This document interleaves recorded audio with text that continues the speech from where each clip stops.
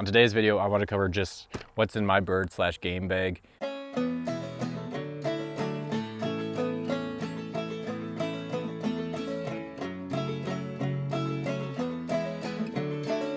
Hello everyone, Mitch from the Upland channel. On today's video, I want to cover just what's in my bird/game bag, just so you guys know and help you get ready for the hunting season as it comes up and approaches us.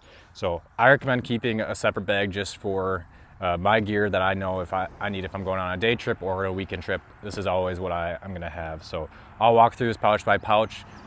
Again, there's different ways that you can keep this in, or these items. I like just to keep it in a standard hunting bag, etc. So on the outside pouch, just readily available for me, I keep some extra gloves, some game scissors, as well as a skin stapler. So you'll see this in my dog med kit, but I also keep a skin stapler just if I need to, or if I forget my dog med kit by accident. I always have it available. So the reason I keep a skin stapler just in case I have to provide treatment to a dog in the field, I can quickly get them healed up and then hopefully, or stitched up, and then hopefully run over to a veterinarian to get them sutured if it's bad enough. As we work around here in this tote, I keep most of my gun cleaning items, so some oil, some lubricants, some hand warmers, for example, and then my choke tubes. So sometimes you're gonna want to change your choke based on the game that you're chasing, as well as the season in which you're in. Now, for early season, a pheasant, I'm usually running an improved cylinder with some size 6 shells, 2 3/4 for my 20 gauge. And then once I kind of get towards that late season, let's say mid-November, December, I'm going to switch over to a modified. Now, that's what I use for a choke. I have a pointing dog, so usually I'm in close contact with the birds, but as I start to get a little bit more gamier and jumpier, I will say, then I usually need to choke up and get that further distance. So I keep my chokes in my game bag just so I can swap them out kind of based on what the birds are doing that day. On the other side is where I keep my dog collar chargers, and then some extra hearing protection for if I'm hunting with some buddies. I do highly recommend hearing protection. We'll get into that in a little bit, but dog charger as well as some extra batteries is what I keep in this. I also keep a tester just in case I need to check if my dog collar is actually working. Sometimes if your dog's collar is not completely tight, there's a correct way to apply your dog's collar or your e-collar. So look at how to do that in a future video, but I just want to make sure that I'm testing my dog's collar every couple of weeks or so, just to make sure that when I'm pressing that button, the dog's feeling that vibration or that tone right away, and I can correct them if I need them to go a certain way or provide some correction. Now in the main pouch is kind of gonna be a hodgepodge of things, but this is what I keep. So I utilize hearing protection, and I highly recommend hearing protection for everyone. So for me, I'm using Wild Ear, the Field Ears versions. Now, this is a custom molded hearing protection. So I use this for not only in the field, but also for trap shooting. So there's different versions out there. This has my name on it and everything. And what I ended up having to do is I went into a hearing specialist, had them mold this, and then sent it off to Wild Ear.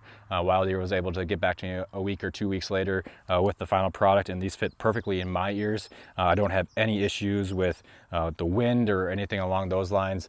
I also sweat, so for me, they are sound amplifying in the field such that I can hear the bird flush, as well as sound dampening if I have people shooting. If I'm shooting, I'm still gonna be able to hear everything. So I can hear the birds right now. I can hear things rustling in the grass on the side here. So highly recommend Wild Ear as a company. I fully support this product. I've had them for over a year. I use them every day when I'm out hunting or shooting. So this is something that I can there's a lot of brands out there, but this is the brand that I'm using, and I highly recommend them.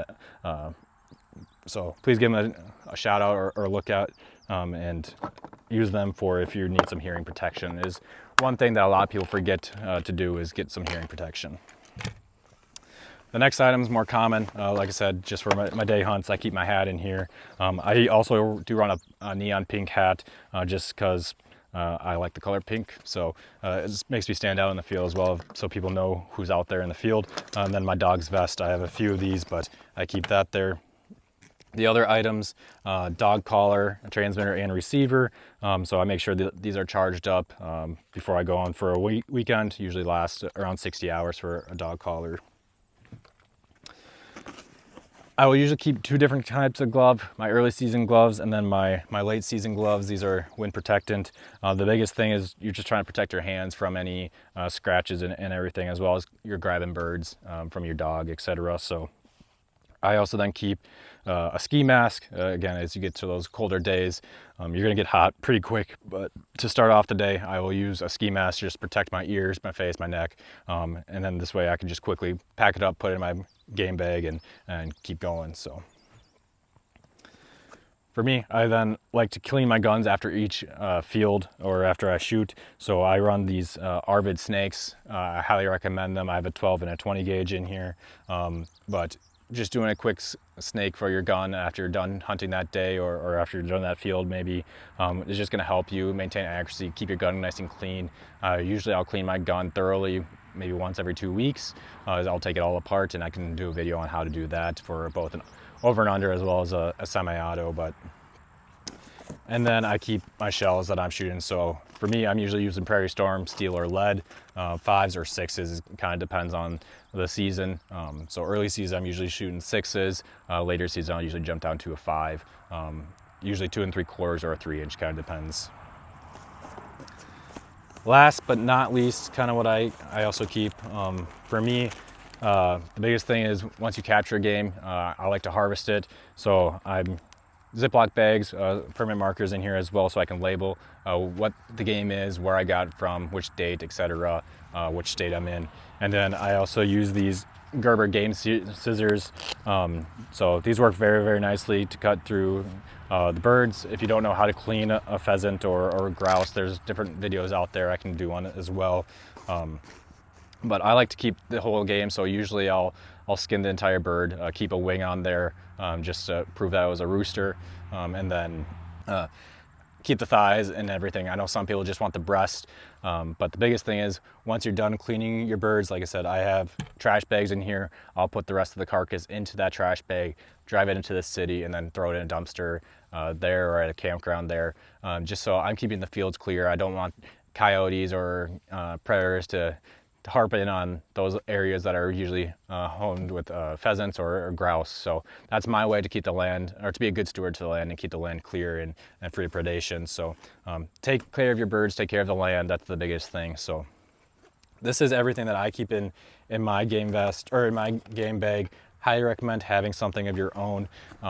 If you have any questions of why I have certain things in here or why I exclude certain things, again, this is just something that I can quickly grab, go out on a day hunt, and know that I have everything that I need to have a successful hunt. So if you have questions, feel free to reach out to me. I hope you guys are enjoying this content, enjoying these videos. My goal is to get you guys all ready for the hunting season ahead. If you have any specific questions, feel free to reach out, and look forward to some more content.